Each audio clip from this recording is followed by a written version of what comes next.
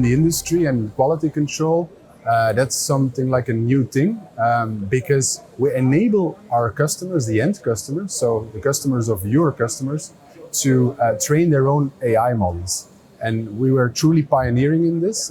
We started out more than 10 years ago in horticulture to pick plants, and we extended into manufacturing and also in retail, because, frankly speaking, our customers really love to be in control, not to have a lock-in, and to really extend the product lines if there is a new variation of a product to easily teach it in with a normal line operator. That's more or less the essence of what we do. But those machines become often more simple in the sense that a robot is extremely flexible, but needs the software to become to live up to its flexibility promises.